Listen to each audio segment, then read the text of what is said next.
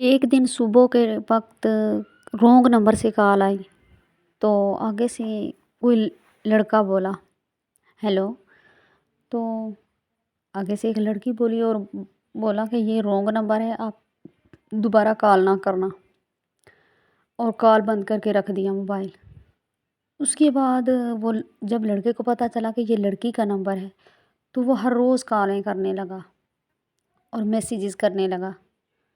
ना उसको कॉल का जवाब मिलता था और ना ही मैसेजेस का जवाब मिलता था। जो लड़की थी, उसके जो सास थी, वो अपनी सास को बिल्कुल भी अच्छी नहीं लगती थी और अपने शौहर को वो बहुत अच्छी लगती थी। उसके 6 बच्चे भी थे। उसकी नंद, उसके भाई के साथ उसकी शादी हुई हुई थी। उसकी नंद को उसका भाई बिल्कुल भी पसंद नहीं था। इस तरह उसकी सास चाहती थी कि इसको हर वक्त मार पड़ती रहे, लेकिन उसका शौहर बहुत अच्छा था। एक दिन ऐसे कॉल आ रही थी, तो बार बार कॉल आई जाए, तो उसकी सास ने कॉल रिसीव की और उसने कहा, मेरी जान, आप मुझसे बात क्यों नहीं करती? प्लीज़ मुझसे बात करो ना। आपकी आवाज़ मुझे बहुत अच्छी लगती है। आप मुझसे बात करो। आप नाराज़ किस बात से हो? जिस बात से नाराज़ हूँ, मैं आपकी नाराज़गी दूर करता हूँ। सास चुप करके बातें सुनती रही। जब उसने ये सारी बातें सुन लीं, कोई बात ना की और उसने कॉल बंद करके मोबाइल रख दिया। उसको तो मौका मिल गया था अपने बेटे को भड़काने का। जब उसका बेटा आया घर में ड्यूटी से वापस, उसने अपने बेटे को अलहदा जगह पे बुला के सारी बातें बता दी कि किसी रॉन्ग नंबर से ऐसे कॉल आई है और आपकी बीवी उसके साथ मुलव्वस है, उसके साथ इसकी याराना है, ये है वो है सारा।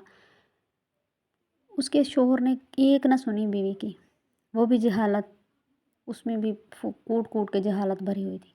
उसने अपनी बीवी को रस्सी से बांध कर बहुत ही ज़्यादा मारा और उसके मैसेजेस और कॉल्स देख ली और उसके घर वालों को कॉल कर दी। जब लड़की का भाई और अम्मी आए, तो उनको ताने दे दे के जीने नहीं दे रहे थे, बैठने ही नहीं दे रहे थे। तो लड़की के भाई ने भी गुस्से में आकर अपनी बहन के बालों से पकड़कर उसको बहुत ही मारा, इतना मारा कि जिसकी हद नहीं है। वो कस्में खाती रही कि भाई मेरी गलती नहीं है, मुझे इसका पता भी नहीं है, इसने तो मुझे एक दिन कॉल की थी, मुझे पता नहीं था। मैंने कहा आप दोबारा कॉल ना करना। उसके बाद इसने मुझसे ये बदला लेने के लिए कि मुझसे बात नहीं करती, तो ये मुझे ब्लैकमेल करने लगा कि मुझसे बात करो, जैसे वो मुझे जानता है मैं उसे जानती हूँ, मेरा इससे कोई राब्ता नहीं। लेकिन भाई ने बिल्कुल एतबार ना किया। उसकी अम्मी ने जब बहुत ज़्यादा पिटते हुए बेटी को देखा, तो कहती, अच्छा जाओ वज़ू करके नहा धो के आओ, कुरान पाक पर हाथ रख कर तुम गवाही दो। तो वो बेचारी किसी तरह उठ के गई, नहाई धोई, अच्छे कपड़े साफ़ सुथरे पहन कर आई और उसने कुरान पाक पर हाथ रख कर गवाही दी कि मेरी इसमें कोई गलती नहीं है और उसके साथ मेरा कोई ताल्लुक़ नहीं है।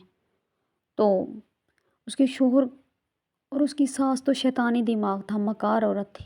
उसने कहा, नहीं, जब इसको अपने शौहर की इज़्ज़त की परवाह नहीं है, इसको किसी की इज़्ज़त की परवाह नहीं है, इसने कॉलें की हैं, मैसेजेस की हैं और ये ज़ानी औरत है।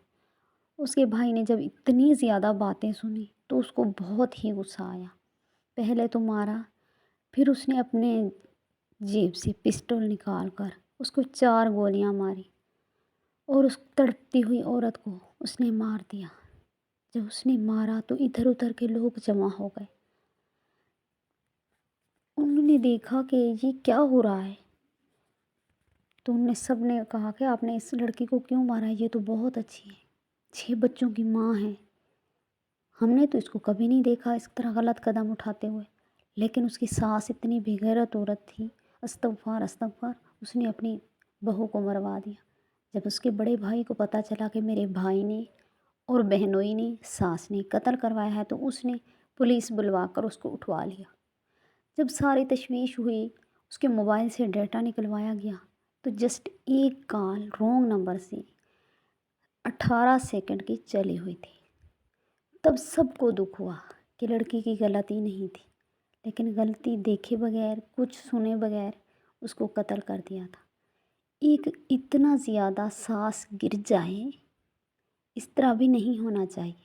اپنی بہو کو بیٹیوں سے بڑھ کر رکھنا چاہیے، جیسا کہ میری ماما اپنی بیٹیوں سے بھی بڑھ کر اپنی بہو کا خیال رکھتی ہیں۔